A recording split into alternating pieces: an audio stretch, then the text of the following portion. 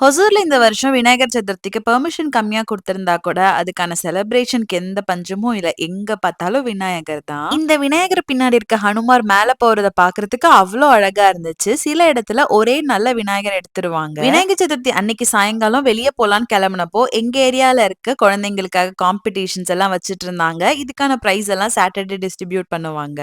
எல்லா விநாயகரையும் ரவுண்ட்ஸ் அடிச்சுட்டு வரலான்னு கிளம்புன எங்களுக்கு ஒரு இடத்துலயும் 200, 300 பேருக்கு மேல நின்னுட்டு இருக்காங்க. பயங்கர கியூவா இருந்துச்சு. பஜார்க்குள்ள வச்சிருக்க இந்த விநாயகருக்கு முன்னாடி இந்த மாதிரி ஹனுமார் செட்டப் பண்ணியிருந்தாங்க. ஹனுமார் நெஞ்ச பொளந்து காட்டி உள்ள நம்ம நுழைஞ்சு போனோம்னா நிறைய சின்ன சின்ன சிவலிங்கம், விநாயகர் எல்லாமே வச்சிருந்தாங்க. பார்க்கவே அழகா இருந்துச்சு. அதிரன் தான் ரொம்ப எக்ஸைட்டடா ஹனுமார் ஹனுமார்னு சொல்லி ஜாலியா வந்துட்டு இருந்தான். அப்படியே 2, 3 இடத்த விசிட் பண்ணிட்டு வர வழியில அதிரனுக்கு ஐஸ்கிரீம் வாங்கி கொடுத்துட்டு வந்தாச்சு. நெக்ஸ்ட் டே அலசநாதம் வெங்கடேஷ் நகர்ல வச்சிருக்க விநாயகர் இடத்துல காலையில 9 மணில இருந்து நைட் 7 மணி வரைக்கும் கண்டினியூஸா அன்னதானம் நடந்துகிட்டே இருந்துச்சு. வருஷம் வருஷம் விநாயகர் வைக்கிற டைம்ல ஒரு நாள் ஃபுல்லா காலையில இருந்து நைட் வரைக்கும் வர எல்லாருக்குமே இலை சாப்பாடு போடுவாங்க. சும்மா சொல்லக்கூடாது, சாப்பாடு அவ்வளோ நல்லா இருந்துச்சு. அன்னதானம் தானே ஏனோ தானோன்னு போட்டா என்ன அப்படின்னு நினைக்காம ஒரு டிஷ்ஷும் பார்த்து பார்த்து அவ்வளோ சூப்பரா ரெடி பண்ணியிருந்தாங்க. ஹொசூர்ல இருந்து இந்த வீடியோ பார்த்துட்டு இருக்கீங்கன்னா வேற எந்த ஏரியா விநாயகர் ரொம்ப அழகா இருக்கு நான் போய் பார்க்கலாம்னு சொல்லி கமெண்ட் பண்ணுங்க. இதே மாதிரி இன்னொரு வீடியோல பார்க்கலாம். தேங்க்ஸ் ஃபார் வாட்சிங். ஹாப்பி மாமி, ஹாப்பி பேபி, பாய்.